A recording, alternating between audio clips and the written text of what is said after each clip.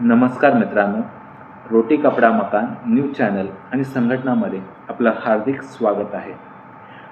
मित्रांनो, एक आमच्याच अवतीभोवती परिसरातील एक विषय घेऊन आलो आहे तुमच्यासाठी.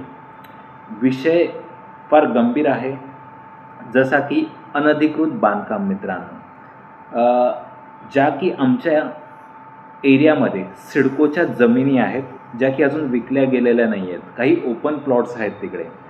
तर त्याच्यावरती काही जणांनी बेकायदेशीररित्या अवैध बांधकाम केलेले आहे, जो की प्लॉट आहे सिडकोचा आणि ते अखत्यारीत येतात पनवेल महानगरपालिकेच्या.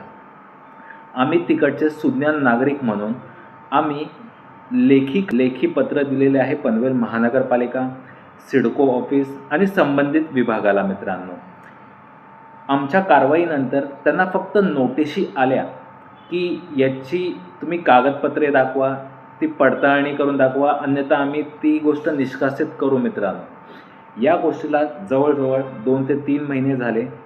आम्ही पत्रव्यवहार करून संबंधित अधिकाऱ्यांना भेटून सुद्धा ते बांधकाम अजूनही निष्कासित केले गेलेले नाही. मित्रांनो, तर याच्यासाठी गव्हर्नमेंटची काय प्रोव्हिजन आहे, गव्हर्नमेंटचं काय ध्येय धोरण आहे बेकायदेशीर बांधकामासाठी? मित्रांनो, तर याच्यासाठी तुम्ही कमेंट करून सांगा आम्हाला.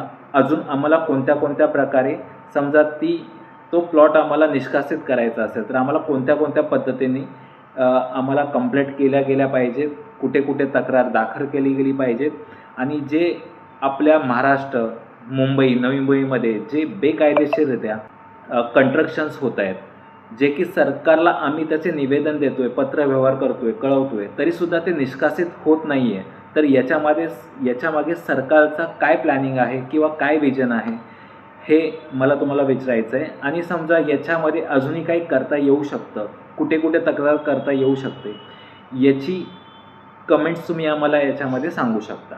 धन्यवाद मित्रांनो. जय हिंद, जय महाराष्ट्र.